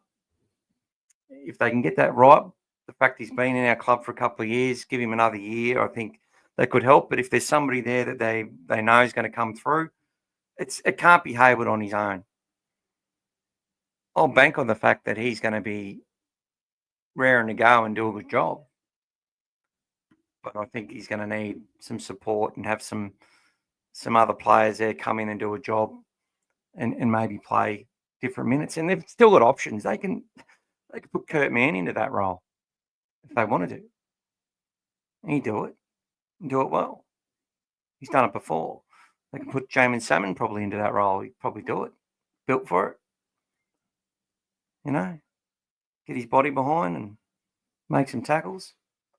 Or maybe they got this young fella coming through. They've got quite a few. Bit of talent there. See what happens. We never beat the Dragons 44-12. Let's have a look. Bulldogs v Dragons 2024 results.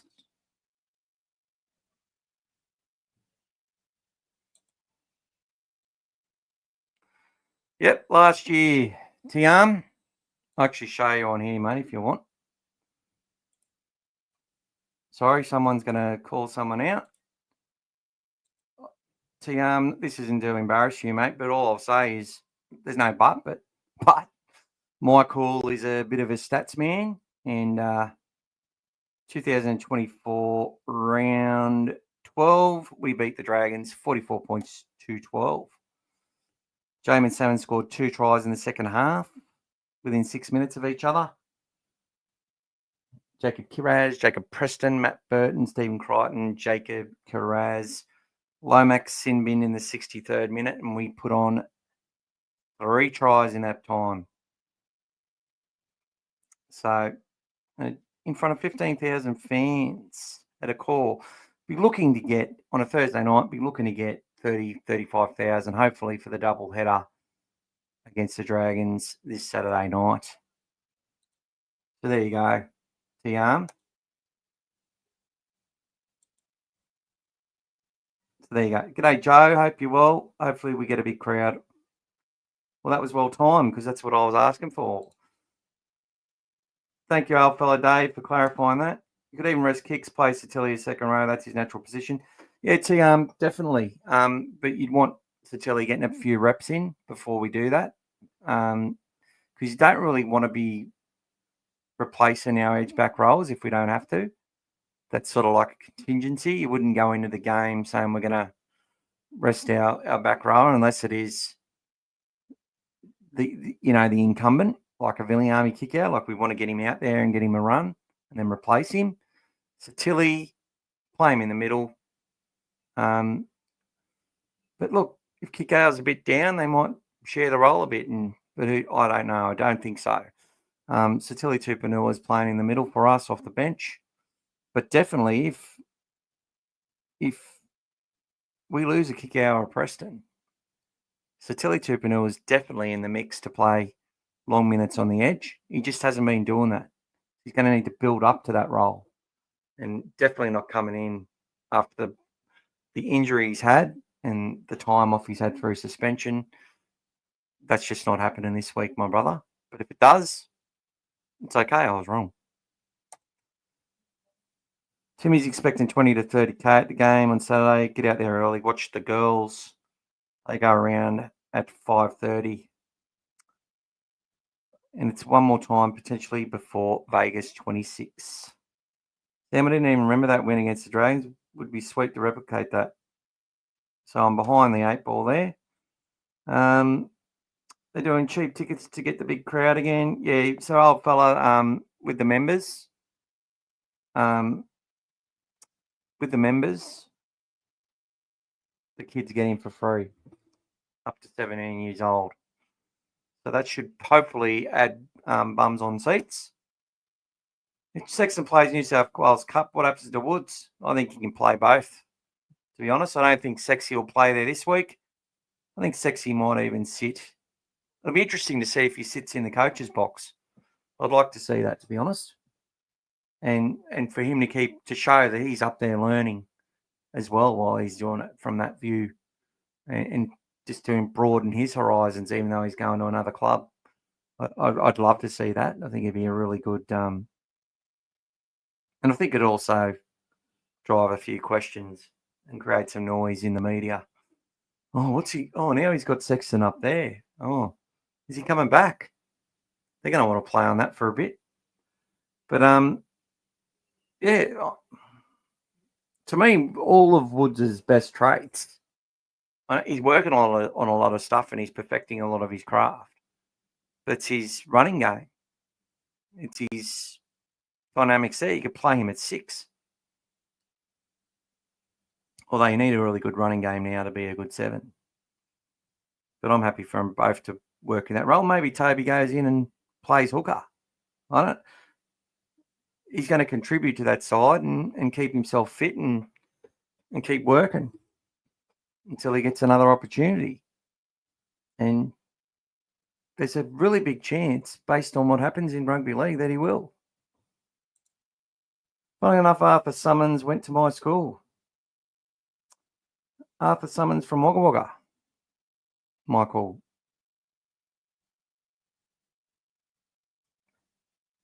One of the greatest. David Ratwoods in Cottonwell. Yeah. But look, if the Sharks and the Bulldogs can both afford to rest players in the last round, I'd love to see that. And would like to see a couple of young guns get a go, including maybe a Mitch Woods, Jack Underhill. Be nice. Hopefully be a decent crowd. Kids can go for free, which is great. All right. Cowboys in the weekend. Reed was enormous. He made an error when in possession, gets through the line as Sexton support, but kicks the ball dead in goal. Yeah, I hated that. I lost my shit privately. Very next set. Gets underneath Griffin Neem, which is 100%. Andrew Mackey, you're late. You certainly are, my friend, but that's okay. Reed has been a stalwart for the club. He will be sorely missed, but despite that and Reed trying too hard in games, he's been very good for the club. 100%. And Michael, Arthur Summons from the trophy. That's right. And Arthur lived out his life in Wagga Wagga. He had a kid. Yada, yada, yada. People, thanks for your contribution tonight. Always when I'm looking to sort of end things, we get more people come on, which is great. Hopefully everyone has a, if you haven't watched the whole thing, watch it. Get stuck in. Get inspired by my beautiful dulcet tones and get behind this club on this pathway. There's a big role for everyone in it. Michael saying 28 to 10s for the Dogs. Let's hope so.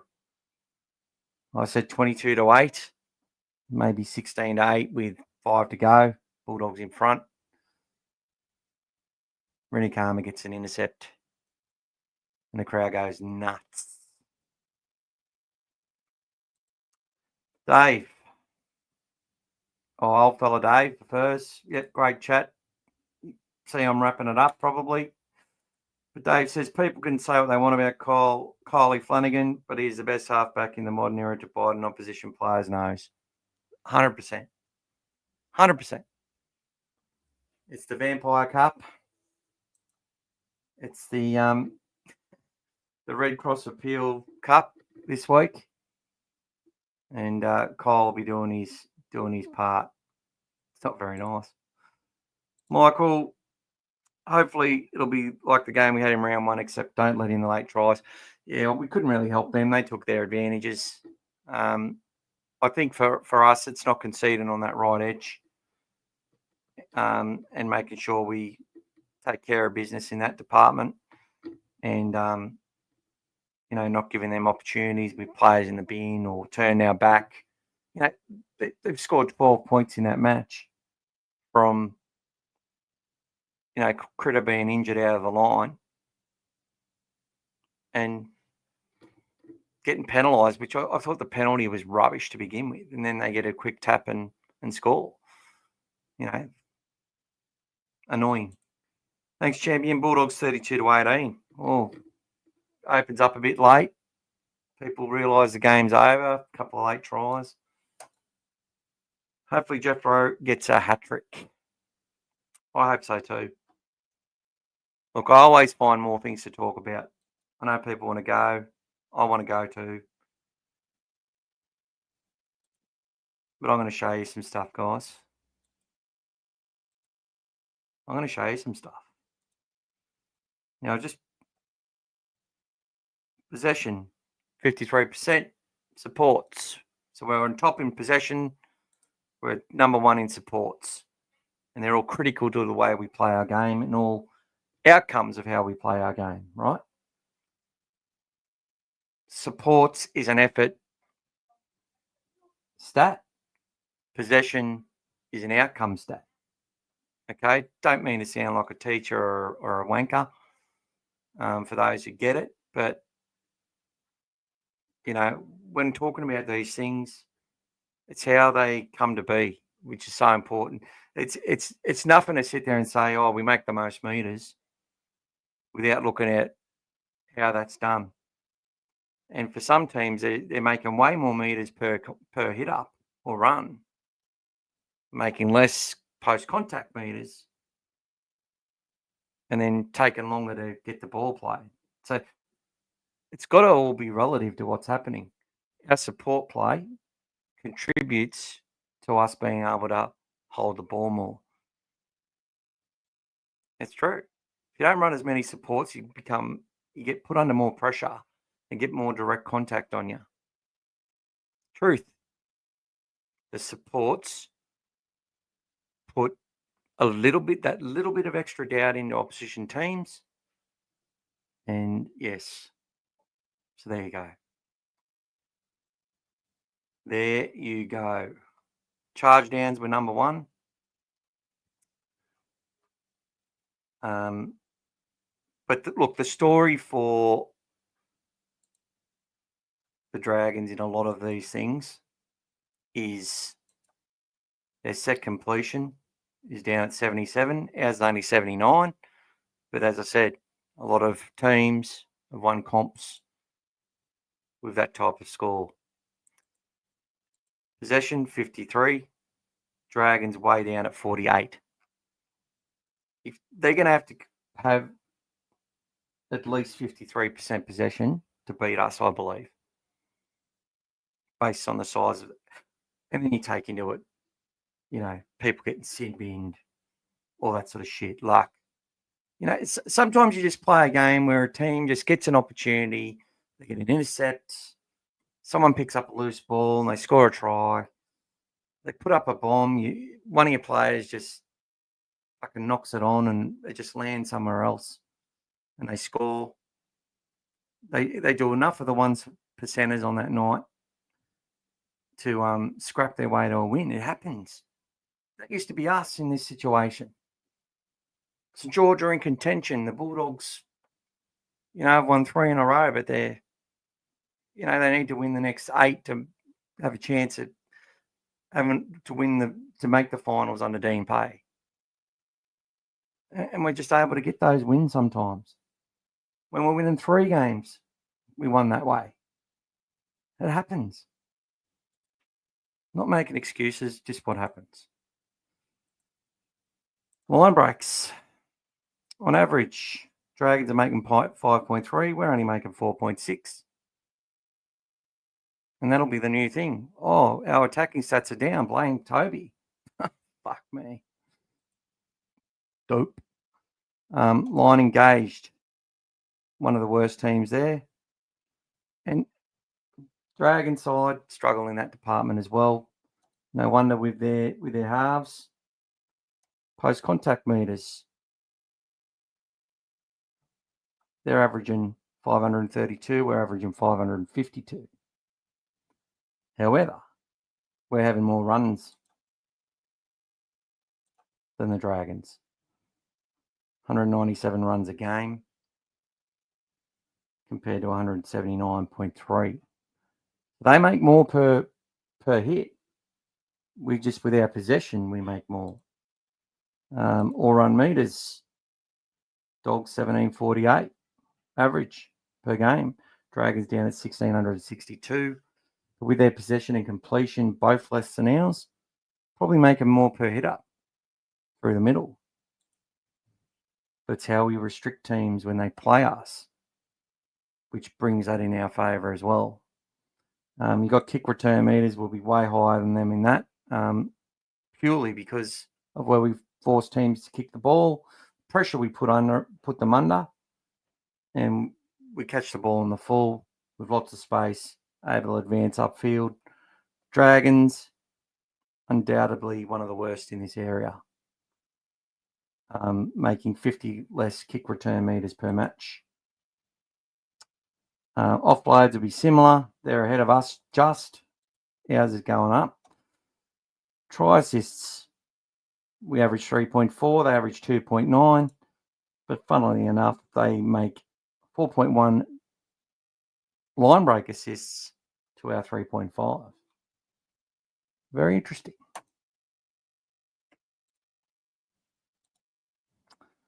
Dogs, very high with receipts. Dragons, not so high. Tackles, they'd be making a lot more than us per game due to the possession. And that's definitely played its part. Missed tackles will be worse. Yep. We're missing... They're actually one of the best teams with missed tackles. But that's another thing with the big blokes. They're conceding line breaks. You see? They're conceding without getting a hand on some players.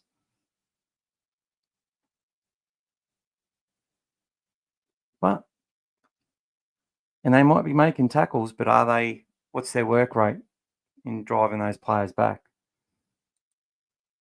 Is the line speed there?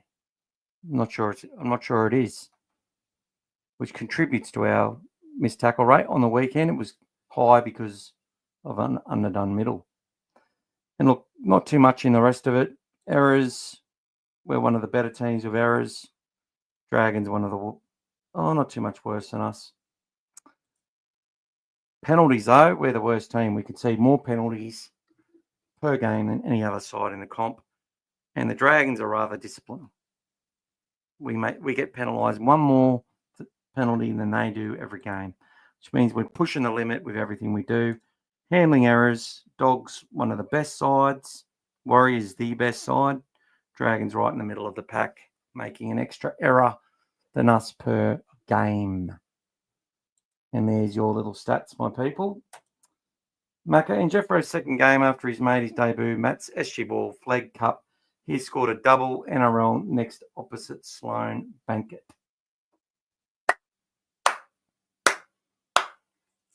So in his second game for Matt's, his second game for SG Ball, his second game in Flag, his second game in New South Wales Cup, he scored doubles. Now that is an absolute stat that Michael would have loved to have produced, I'm sure. You need to get onto Macca's Twitter and start following him, Michael, because he is the man. He is invested so heavily in the juniors and supporting them all the way through. And he knows how much.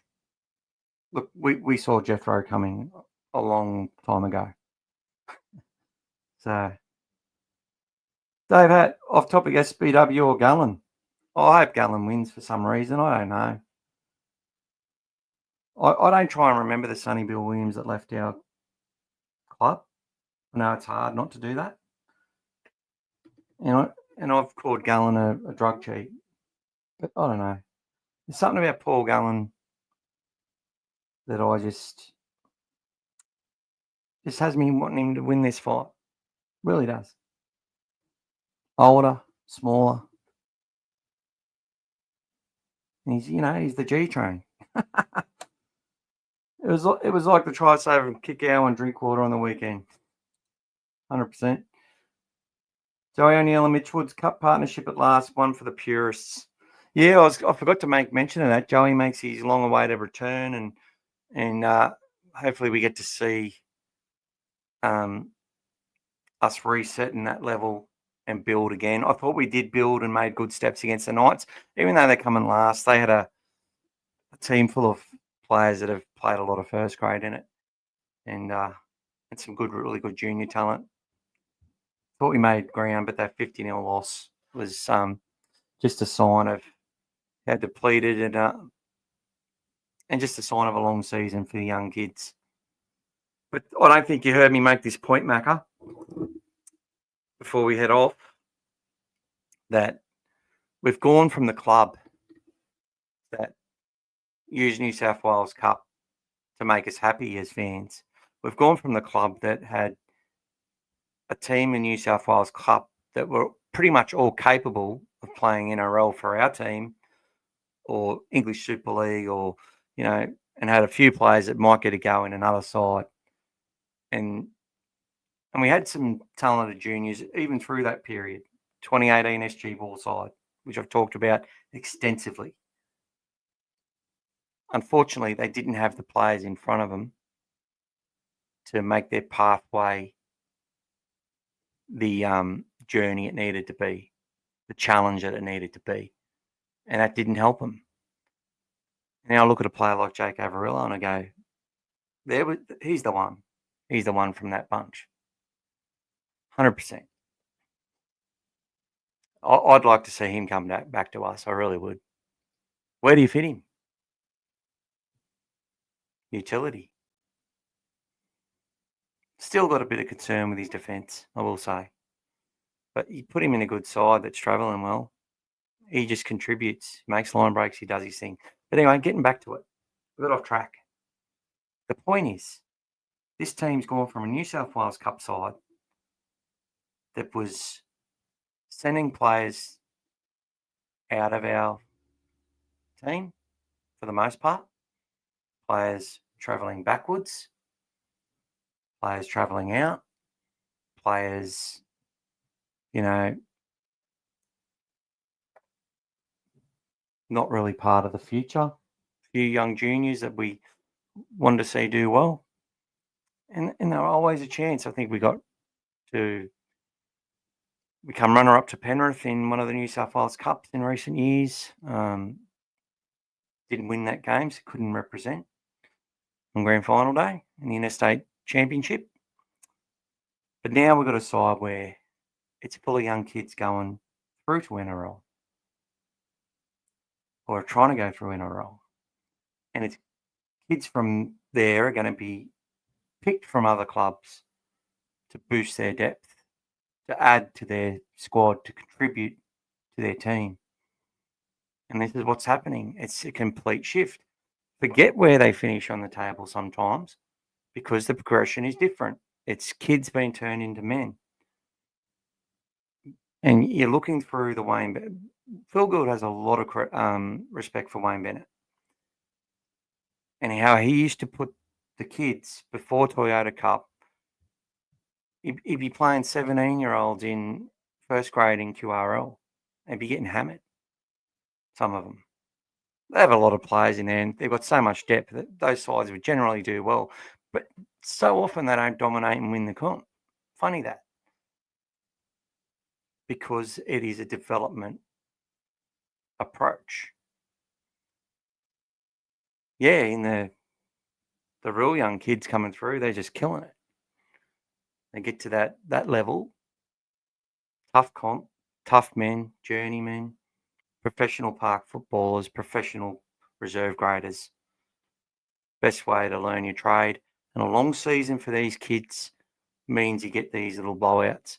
And while there's no excuse and while they need to be, and they feel shit about it,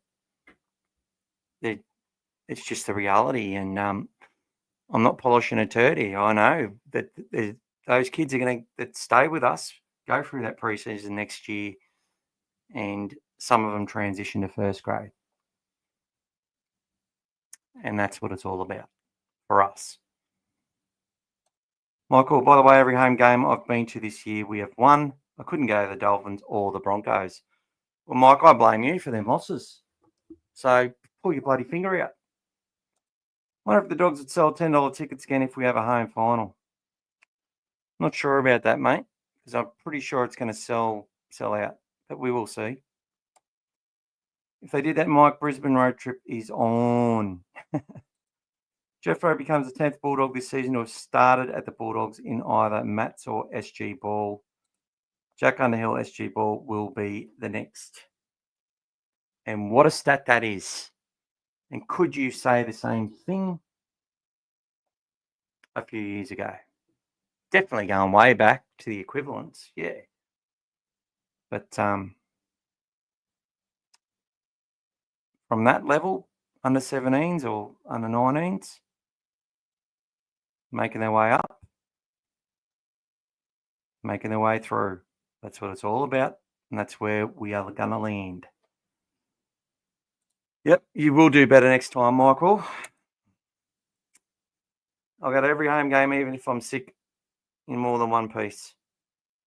Mate, there's no excuse. None. But anyway, guys, it is time to go and end the stream. Thanks for joining. Thanks for coming along. Make sure you do like and subscribe. Hate saying it, but not apologising. Give it a boost. Comment on actually go and comment on it.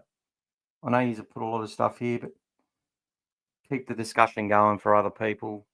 I really appreciate it. If you've got something to add or you forgot to say or any response to things that I said later in the podcast that you didn't get to hear, but much appreciated. Go the Dogs. I won't be there, brother. Oh, sorry, Timmy. I got to go. See you guys. Take care. Go the Dogs.